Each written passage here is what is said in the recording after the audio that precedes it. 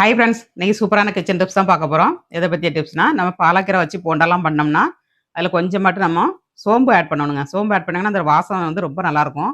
பொரிக்கும் போதே கப்ப கப்பான்னு வாசம் அடிக்குங்க. அந்த அளவுக்கு டேஸ்டியாட்டு இன்னைக்கு பாலக்கீரை போண்டா செய்ய போகிறேன்.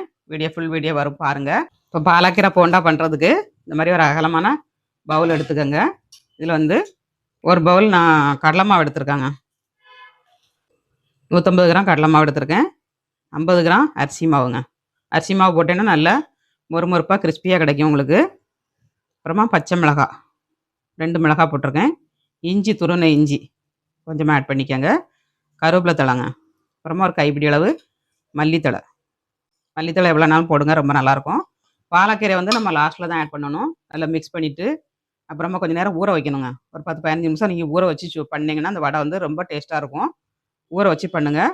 நம்ம போடும்போது கொஞ்சமாக சோடாவும் பாலக்கீரையும் போடணுங்க. எப்பவுமே பாலக்கீரை போட்டோன்னா அந்த கலர் வந்து சேஞ்ச் ஆயிரும். உடனே போட்டிங்கன்னா நம்ம கடலை மாவோட சேர்ந்து பச்சை பச்சைன்னு ஆயிருங்க. அதனால் லாஸ்ட்டில் போட்டு நம்ம உடனே போடுற மாதிரி போடணும். ஒரு வெங்காயம், பெரிய வெங்காயம் மட்டும் ஒரு வெங்காயம் போட்டிருக்கேன். சோம்பு அரை ஸ்பூனுங்க. ஜீரகம் அரை ஸ்பூன், சோம்பு அரை ஸ்பூன் போட்டுக்கலாம். ஜீரகம் ஒரு அரை ஸ்பூன், சோம்பு ஒரு அரை ஸ்பூன். நீங்களும் இந்த மாதிரி ட்ரை பண்ணுங்கள். இப்போ மாவுக்கு தகுந்தபடி உப்பு ஆட் பண்ணியாச்சு. நல்லா மிக்ஸ் பண்ணிடலாம்.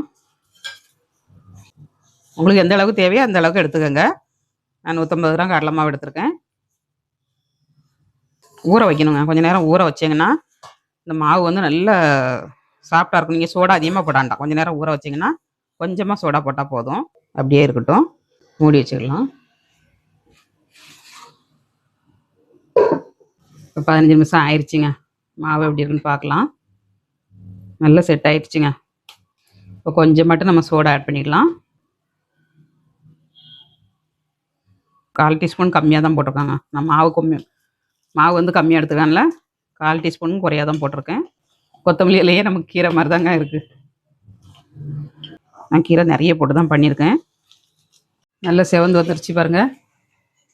இந்த மாதிரி வேகணுங்க.